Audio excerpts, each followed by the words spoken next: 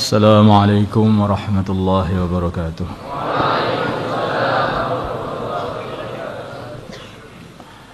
Innal hamdalillah nasta'inuhu wa nastaghfiruhu wa nu'minu bihi wa natawakkalu alayhi wa na'udzu bihi min shururi anfusina wa min sayyiati a'malina may yahdihillahu fala mudilla lahu wa may yudlilhu fala hadiya lahu. أشهد أن لا إله إلا الله وحده لا شريك له وأشهد أن محمدا عبده ورسوله اللهم صل على سيدنا محمد وعلى آل سيدنا محمد وعلى أصحاب سيدنا محمد والتابعين أجمعين أما بعد. Hadirin yang dimuliakan Allah Subhanahu wa taala.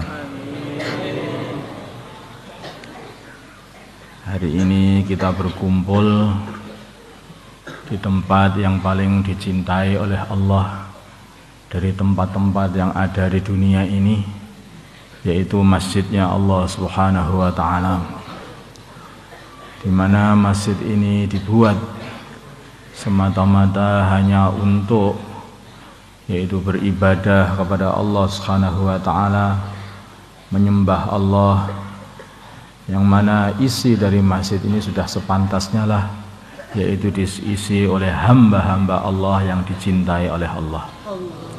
Maka hadirin, kita harapkan semua yang isi masjid ini semua inilah termasuk hamba-hamba yang dicintai oleh Allah SWT.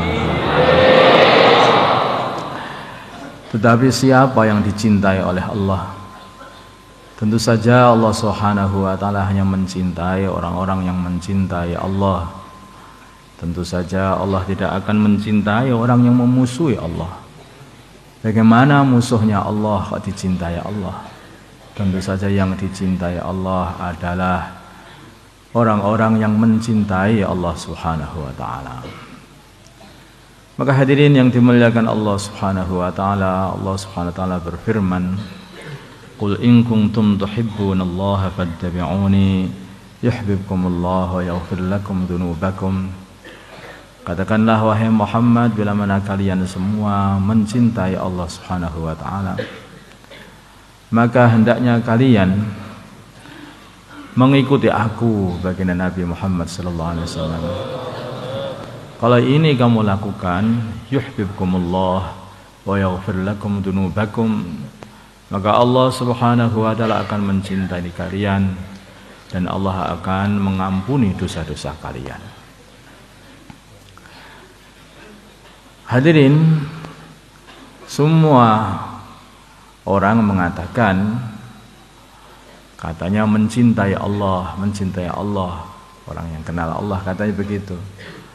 Tetapi semua cinta kepada Allah Subhanahu wa taala itu kalau tidak ikut caranya Rasulullah sallallahu alaihi wasallam, semuanya tidak diterima oleh Allah.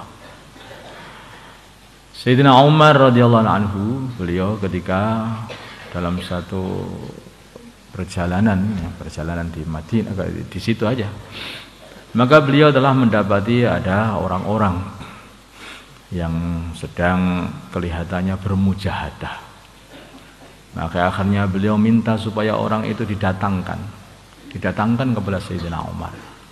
Ternyata orang itu dalam kondisi memelas, tubuhnya begitu kurus, pakainya begitu lusuh, rambutnya begitu awut-awutan, saking banyaknya mujahadah. Hadirin, maka Sayyidina Umar radhiyallahu taala anhu, beliau itu menangis melihat kondisi orang seperti ini.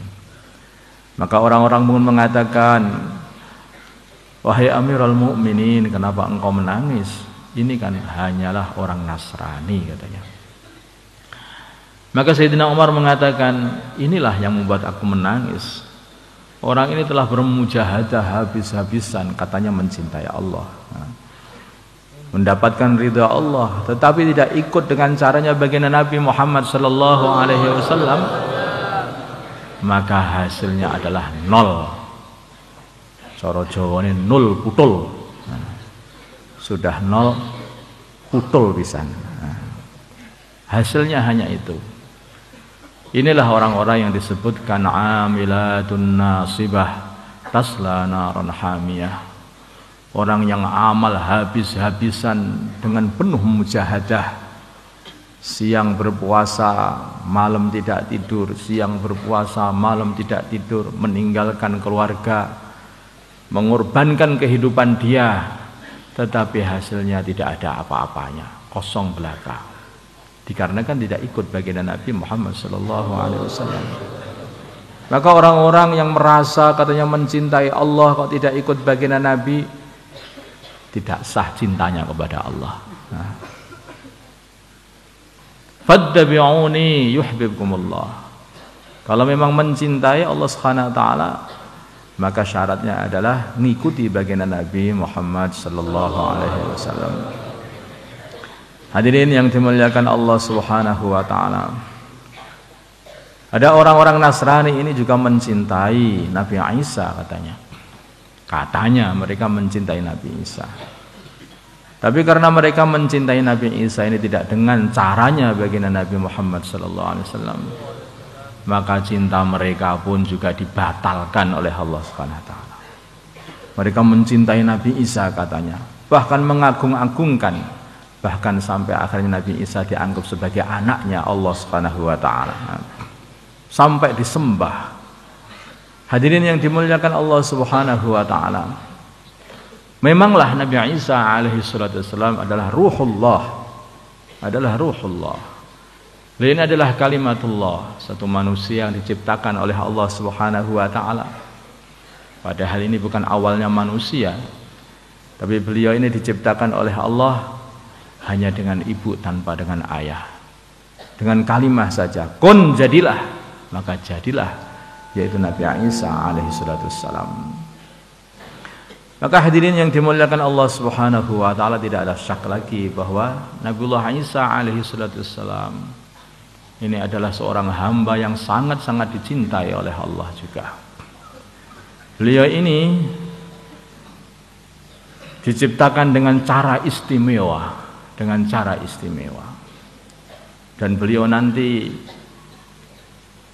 dan beliau ini juga mempunyai cerita yang istimewa juga, yaitu beliau sampai sekarang belum dimatikan oleh Allah, diangkat oleh Allah Subhanahu wa taala ke langit, yang nantinya di akhir zaman menjelang hari kiamat beliau akan diturunkan kembali oleh Allah Subhanahu wa taala ke dunia ini untuk menyelesaikan huru-hara akhir zaman yang dibuat oleh Dajjal dan teman-temannya. Beliau datang, kemudian misi beliau adalah membunuh Dajjal, menghabisi orang-orang Yahudi, dan menghabisi seluruh babi. Maka zaman sekarang itu kalau di mana-mana kok sudah banyak babi, kapsul babi, bumbu masak babi, mie babi, ya, daging babi, di mana saja babi, apa saja di babi. Itu artinya ini berarti sudah dekat dengan turunnya Nabi Isa alaihi salatu wassalam. Maka itulah yang aneh ini. Ini ada cerita ini yang aneh. Nabi Isa turun membantai babi. Kenapa ini bisa terjadi? Ternyata nanti menjelang akhir zaman akan marak semua jadi babi. Semua jadi babi. Sehingga orang-orang yang mau haji pun ya, tidak boleh haji kecuali harus disuntik babi. Biar otaknya menjadi otak babi. Saya pernah diceritai sama teman saya, tahukah babi itu? Babi itu punya satu sifat, otaknya ini, apa sifatnya itu? Tidak punya malu. Babi itu tidak punya malu. Maka babi itu kalau ngumpuli istrinya, itu sudah di mana jalan-jalannya dikumpuli semuanya istrinya itu. Nggak punya malu. Ada orang juga nggak malu ya babi itu juga. Dia itu di tempat yang kotor-kotor juga nggak malu. Itu namanya babi itu. Makanya orang kalau tidak punya malu itu namanya sudah otak babi. Nanti otak babi. Hadirin yang dimuliakan Allah Subhanahu wa taala. Tapi nanti kalau Nabi Isa alaihi salatu wassalam, kalau ada orang berbentuk manusia kemudian berotak babi, ini apa yang termasuk yang dibantai apa yang enggak tahu itu nanti. Hadirin yang dimuliakan. Tetapi ketika ada orang-orang mencintai Nabi Isa alaihi salatu wassalam tidak dengan caranya baginda Nabi Muhammad sallallahu alaihi wasallam, maka cintanya itu ditolak oleh Allah Subhanahu wa taala. Tidak diterima oleh Allah Subhanahu wa taala. Kalau tidak beriman dengan baginda Nabi, tidak dengan cara baginda Nabi Muhammad sallallahu alaihi wasallam. Demikian juga orang yang mengaku mencintai Nabi Musa alaihi salatu wassalam, yaitu orang-orang Yahudi. Kalau mereka tidak beriman kepada baginda Nabi kita Muhammad sallallahu alaihi wasallam, maka cinta mereka pun juga tidak diterima oleh Allah Subhanahu wa taala. Hadirin, kayaknya baginda Nabi ini dijadikan oleh Allah Subhanahu wa taala sebagai segel keabsahannya seluruh amalan. Ya memang seperti itu. Seluruh amalan yang tidak lewat baginda Nabi itu semuanya tertolak semuanya. Maka baginda Nabi mengatakan seluruh amalan yang diamalkan tidak dibenarkan, yang tidak dibenarkan oleh baginda Nabi, maka amalan-amalan itu tidak akan diterima oleh Allah Subhanahu wa taala. Ini sholat sudah diajarkan baginda Nabi sedemikian rupa gerakannya.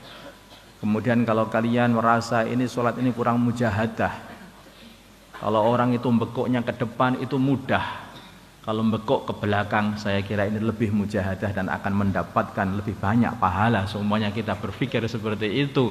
Maka apakah itu akan diterima oleh Allah sehingga rukuk kita ke belakang, sujud kita ke belakang?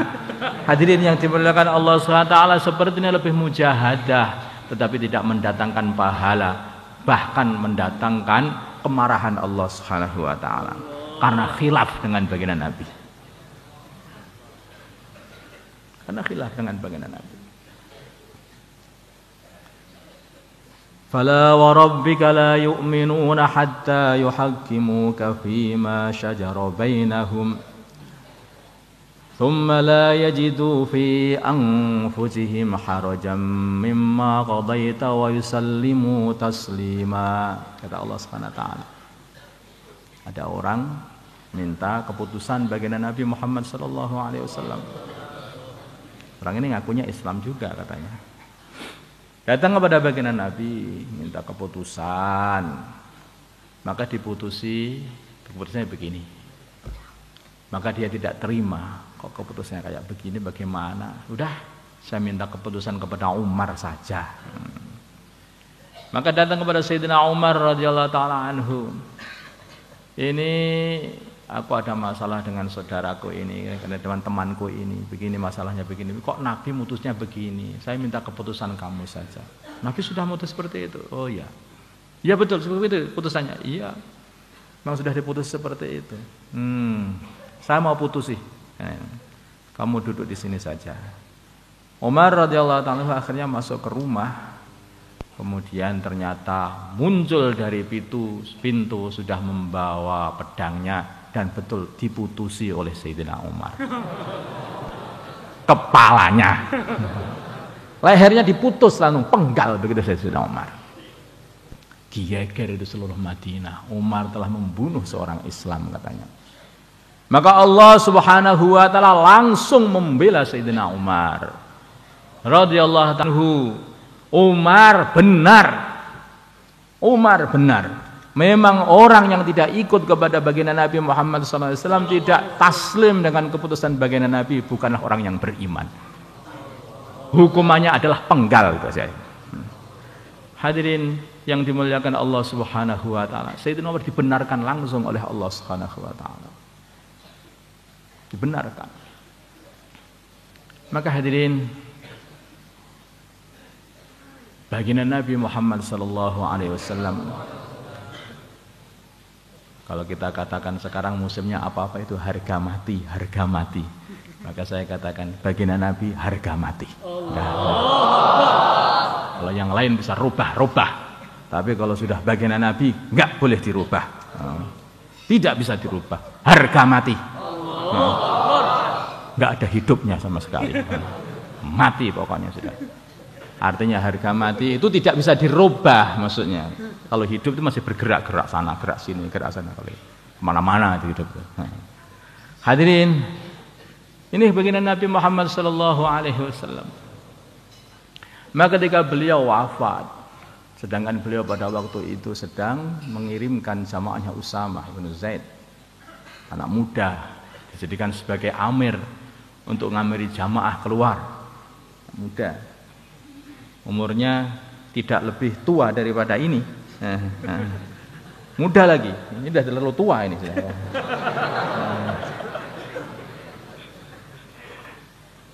Seberapa? 17 tahun itu beliau itu, atau 19 tahun. Maka hadirin yang dimuliakan Allah Subhanahu wa taala, ini Sayyidina Usamah bin Zaid ini adalah hibbun Nabi.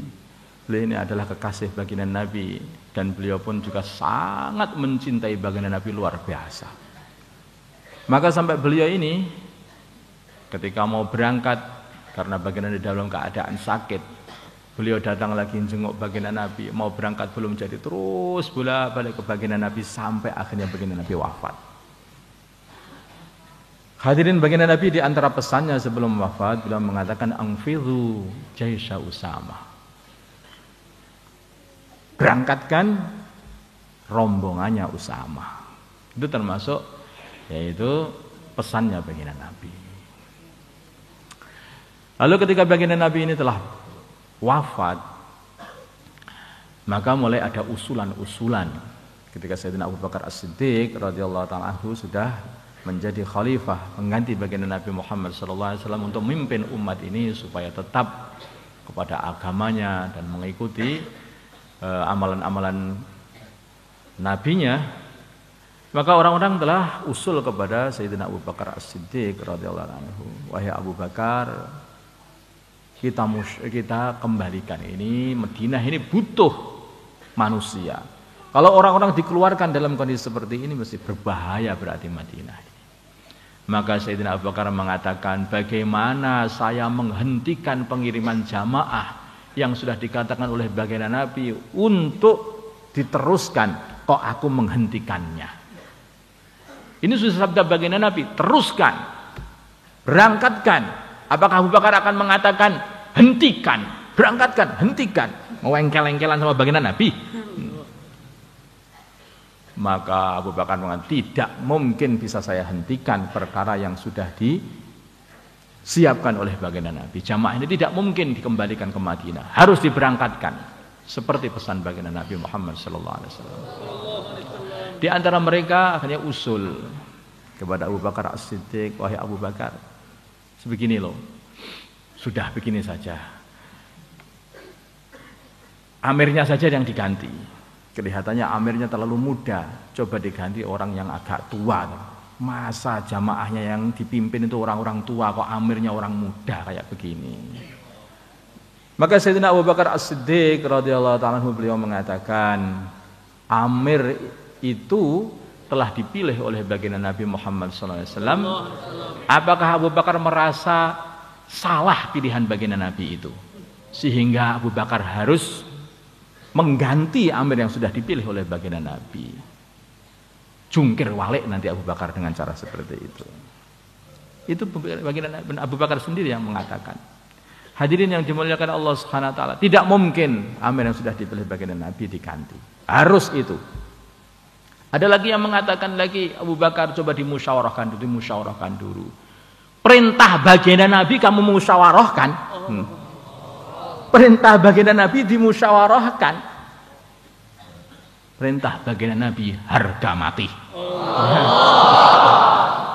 Ada perintah baginda Nabi dimusyawarahkan. Maka hadirin yang dimuliakan Allah Subhanahu wa taala, berangkatlah jamaahnya Usamah. Ternyata barokah berangkatnya jamaah ini, seluruh permasalahan-masalahan dalam negeri dan luar negeri semuanya beres semuanya. Barokahnya mengikuti perintah baginda Nabi Muhammad sallallahu alaihi wasallam.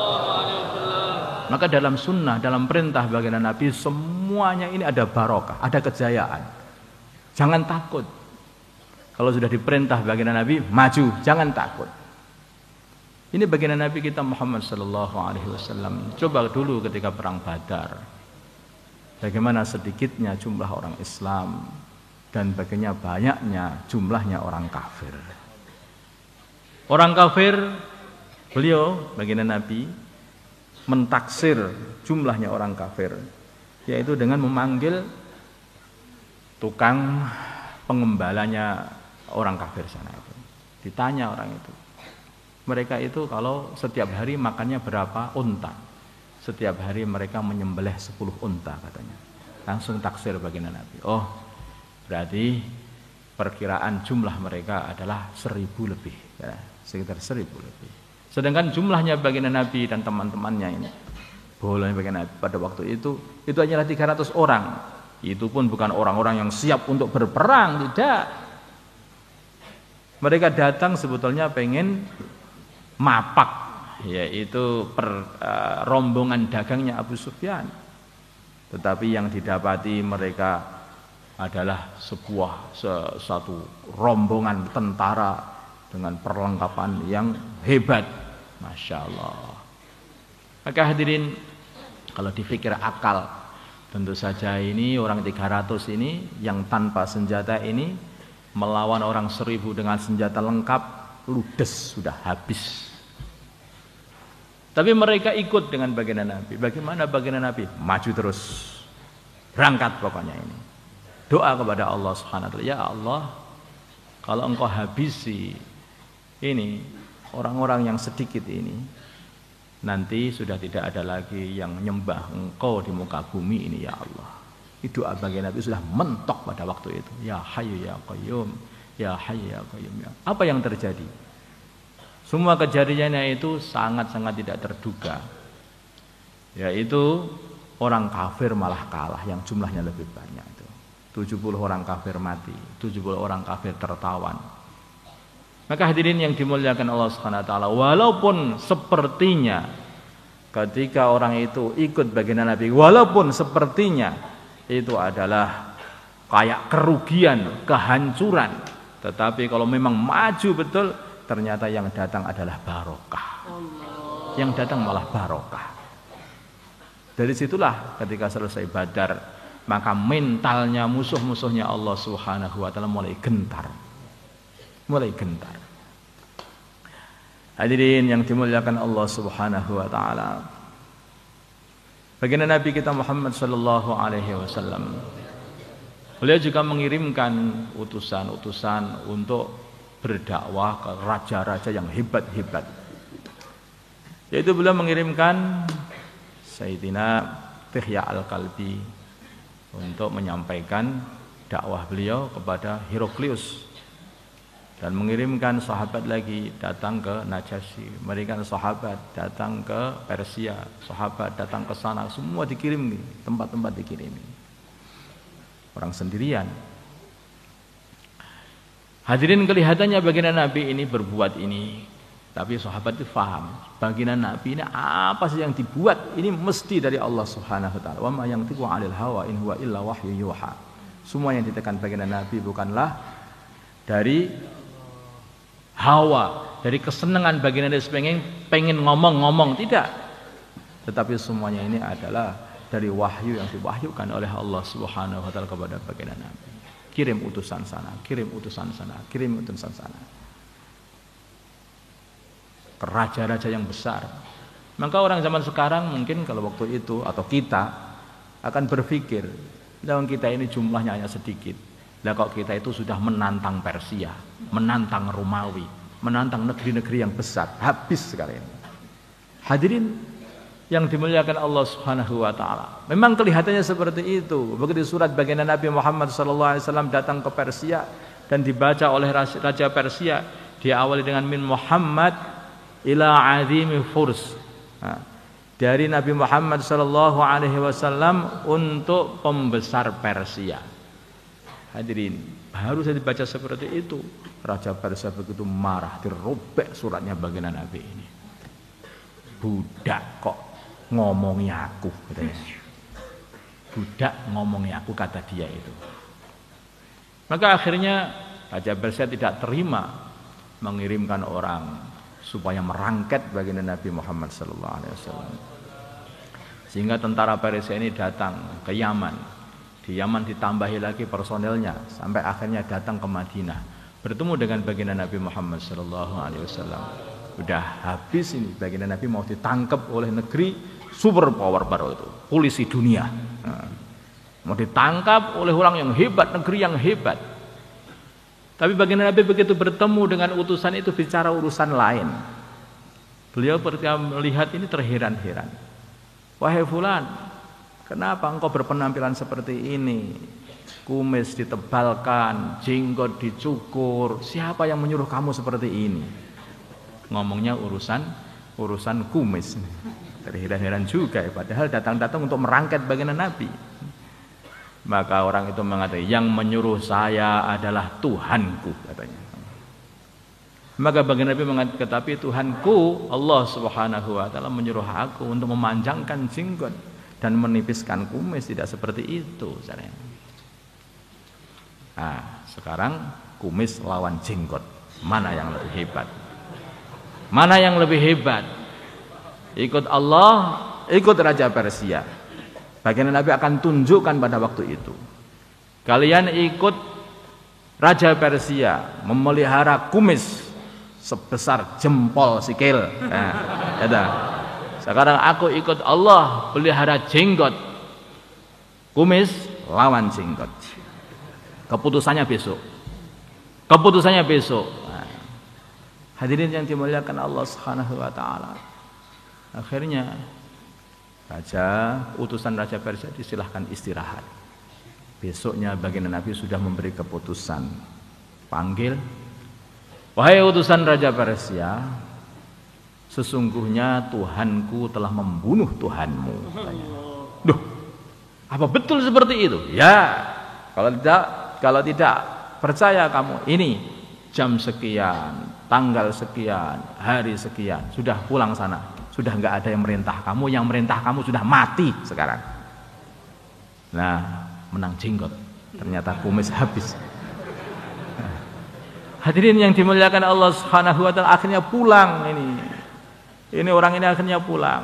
Begitu sampai ke Yaman sudah mendapatkan berita. Kenapa, bagaimana kondisinya? Saya mendapat berita dari orang yang mengaku nabi itu, katanya raja kita sudah mati sekian begini. Ya betul, tepat sekali apa yang dikatakan seperti itu. Mulai jamnya, tanggalnya, harinya, semua sudah selesai. Disembelih sendiri oleh anaknya. Anaknya digerakkan oleh Allah untuk menyembelih ayahnya sendiri. Hadirin yang dimuliakan Allah Subhanahu wa taala. Kelihatannya akan mendatangkan bahaya, tetapi ternyata mendatangkan barokah yang luar biasa. Barokah yang luar biasa. Ikut baginda Nabi ini. Mendatangkan barokah. Maka hadirin yang dimuliakan Allah Subhanahu wa taala. Allah Subhanahu wa taala selalu yaitu mengingatkan diri kita ini supaya jangan sampai kita ini putus hubungan kita dengan baginda Nabi. Maka di dalam ibadah dan yaitu pokoknya ibadah di dalam sholat kita, di akhir maka kita akan membaca yaitu sholawat kepada baginda Nabi.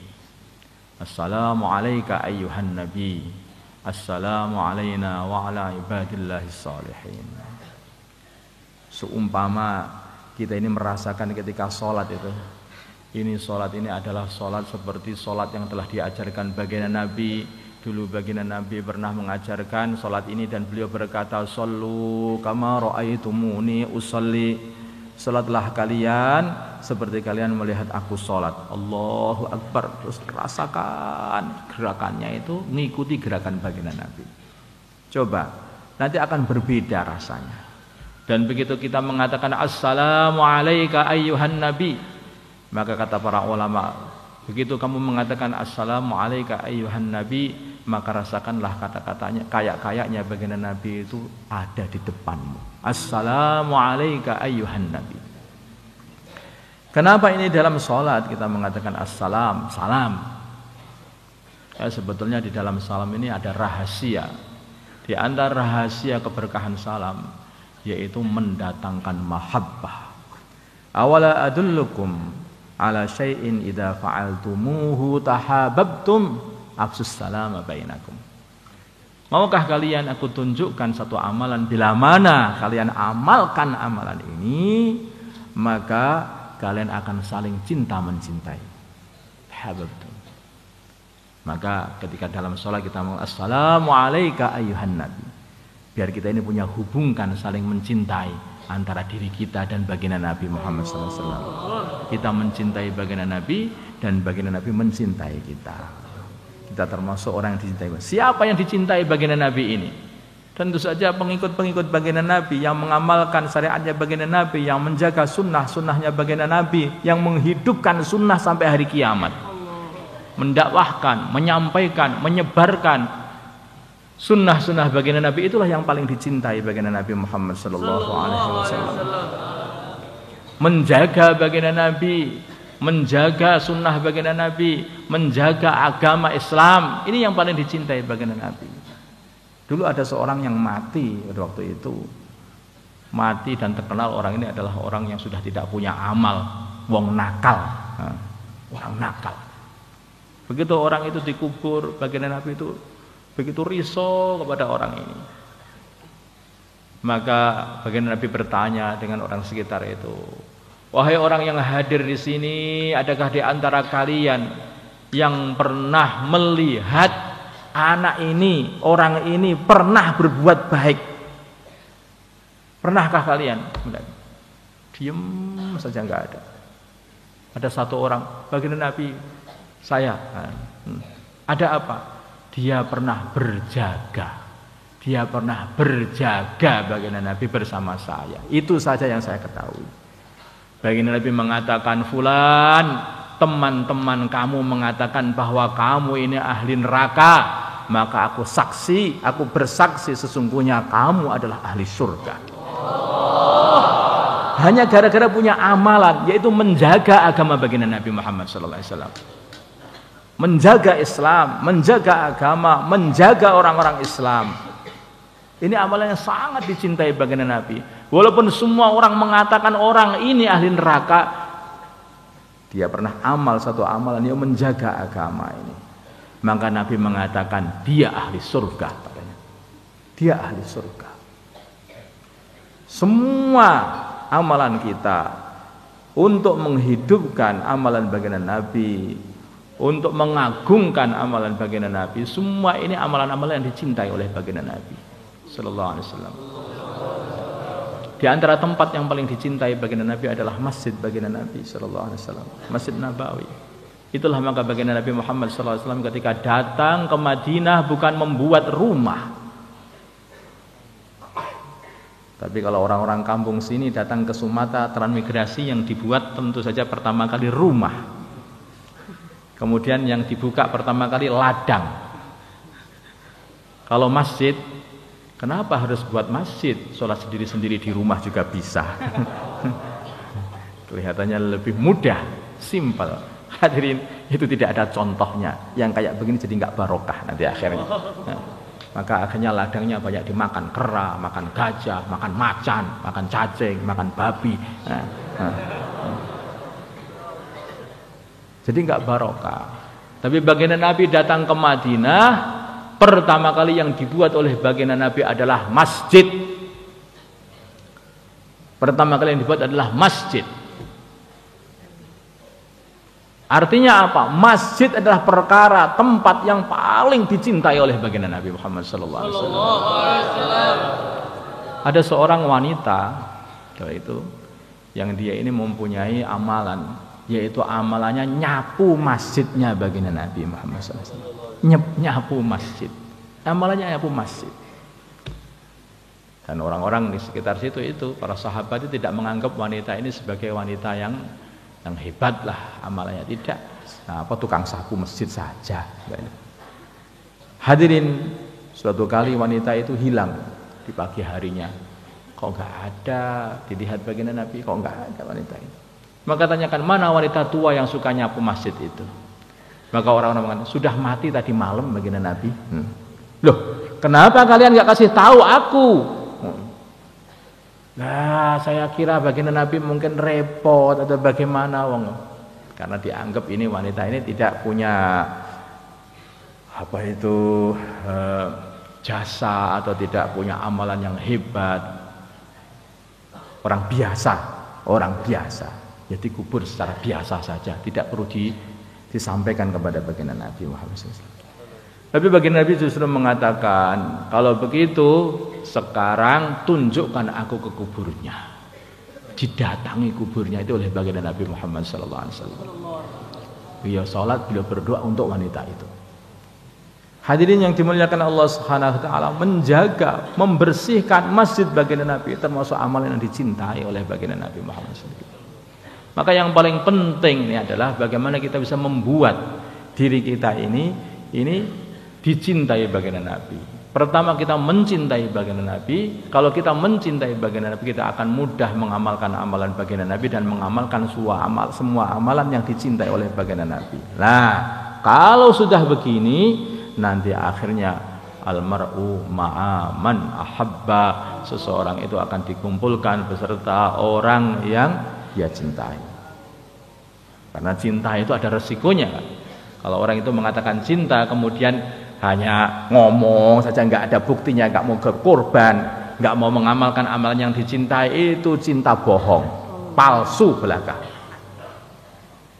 Coba kalau kita mengatakan, wahai istriku, saya betul-betul mencintaimu, betulkah itu mas? Ya. Nah, saya minta dibelikan kalung, ya. Nah, 5 gram saja. Daripada beli warung 5 gram, lebih baik saya buat di warung, ini bisa minum wedang kopi lebih banyak, ini bisa 100 wedang kopi. Eman itu sudah wanita memang banyak ngomong. Ini cinta yang kayak ini cinta palsu. Wong cinta kok apa enggak mau berkorban. Maka pinter itu si Laila itu. Ketika datang orang-orang datang kepada Laila mengatakan, wahai Laila aku cinta kamu, wahai Laila aku cinta kamu, semua mengatakan cinta kamu. Laila berpikir, bagaimana cara menguji orang-orang ini katanya cinta aku ini. Maka Laila ini mengatakan, kalau memang kalian mencintai aku, maka aku pengen darah kalian. Oh, langsung lari terbirit-birit semuanya itu. Nggak ada yang berani. Tinggal satu saja, Majnun, si orang gila itu. Maka si Majnun ini, si orang gila itu akhirnya apa? Bawa pisau, bawa mangkok, toreh kanan, toreh kiri, toreh semua tubuhnya ditorehi, diwadahi mangkok darahnya. Monggo, ini darah saya. Maka dasar gila. Kenapa kamu berbuat seperti ini? Katanya. Aku kan hanya minta sedikit saja. Nah, aku nggak tahu. Kamu minta darah yang mana? Darah kaki, darah tangan, darah leher, darah mana? Ini semua saya ambil semuanya biar kamu ridho dengan pengorbanan saya ini. Maka hadirin yang dimuliakan Allah Subhanahu wa taala. Makanya orang yang aku cinta itu selalu harus dihadapkan kepada yaitu berkorban. Nah, gak bisa orang ngomong cinta gak mau berkorban. Ini agama baginda Nabi Muhammad SAW di mana-mana sudah ditinggalkan, dakwah ditinggalkan, salat ditinggalkan, zakat ditinggalkan, akhlak ditinggalkan, muasyarah yang baik ditinggalkan, muamalah yang baik ditinggalkan. Kita diem saja, nggak pernah mikirkan bagaimana ini agama ini dibangun oleh dulu baginda Nabi, dibangun dengan susah payah, dengan susah payah. Sedikit demi sedikit beliau bangun agama ini. Sehingga umat ini jadi umat yang bagus sekali. Akhlaknya bagus, muamalahnya bagus, muasyarahnya bagus. Lah kok zaman sekarang ini kok sudah mulai dirusak dengan kayak diam saja. Dan kita mengaku cinta kepada baginda Nabi, nol, putul. Gak bisa. Gak ada buktinya. Gak ada buktinya. Kalau betul-betul kita ini mencintai baginda Nabi Muhammad SAW, maka kita tidak akan terima melihat agama baginda Nabi ini diinjak-injak di depan kita. Nah, hadirin yang dimuliakan Allah Subhanahu wa taala, kita telah berkumpul di sini ini maksudnya katanya untuk mencintai baginda Nabi, mencintai kelahiran baginda Nabi. Maksudnya mencintai kelahiran baginda Nabi ini karena baginda Nabi ini adalah hadiah dari Allah Subhanahu wa taala untuk umat akhir zaman, sehingga umat akhir zaman ini kenal kepada Allah. Nah, Ini hadiah dari Allah untuk umat akhir zaman. Sehingga umat ini kenal kepada Allah. Sehingga umat ini akhirnya jadi wali-walinya Allah. Siapa itu raja-raja yang hebat? Siapa itu Sayyidina Abu Bakar As-Siddiq radhiyallahu ta'ala anhu? Ini adalah hasil dari mengamalkan ilmu baginda Nabi. Siapa Sayyidina Umar? Ini hasil barokahnya baginda Nabi Muhammad sallallahu alaihi wasallam. Siapa Utsman? Ini Sayyidina Ali. Ini raja-raja yang hebat. Ini Aurangzeb, Alamkir Khan. Nah, siapa itu? Itu juga barokah dari baginda Nabi Muhammad sallallahu alaihi wasallam, yang dikatakan bahwa Aurangzeb ini adalah satu raja di India sana yang selama hidupnya tidak pernah meninggalkan sholat tahajud. Dan beliau sendiri itu menulis Al-Quran sampai selesai, mulai Al-Fatihah sampai An-Nas sampai selesai. Sampai beliau juga mengarang kitab itu, mengumpulkan kitab fikihnya Madhab Hanafi, kalau nggak salah Al-Mabsut namanya itu beliau itu. Maka hadirin yang dimulai, siapa ini? Ini dari mana ini? Ini dari barokahnya baginda Nabi Muhammad SAW. Coba, jadi ilmu baginda Nabi diamalkan, maka telah menelurkan, malah membuat raja-raja Islam, wali-walinya Allah, orang yang makbul-makbul doanya, itu geni. Nah, udah mendatangkan mujahid-mujahid, ya, orang yang hebat-hebat, para pejuang. Maka hadirin yang dimuliakan Allah Subhanahu wa taala, kalau kita melihat nanti di sana itu ada orang kok hebat, mesti itu karena barokahnya baginda Nabi sallallahu alaihi wasallam. Karena barokah baginda Nabi sallallahu alaihi wasallam. Hadirin yang dimuliakan Allah, seumpama hari ini kita buat lagi, kita hidupkan lagi ilmunya baginda Nabi Muhammad sallallahu alaihi wasallam seperti baginda Nabi ajarkan, dihidupkan seperti zaman dulu, maka barokah-barokah yang telah turun pada zaman dulu pun juga akan turun pada zaman sekarang. Umat memang seperti ini, tetapi kalau kembali lagi juga akan seperti yang dulu itu. La yuslihu amru hadhil ummah illa bima salahat bihi awwaluha, kata Imam Malik. Umat ini tidak akan bisa diperbaiki kecuali dengan cara dulu, yaitu kembali kepada agama. Insyaallah nggih? Insyaallah. 4 bulan. Insyaallah. Insyaallah pun aja. Assalamualaikum warahmatullahi wabarakatuh.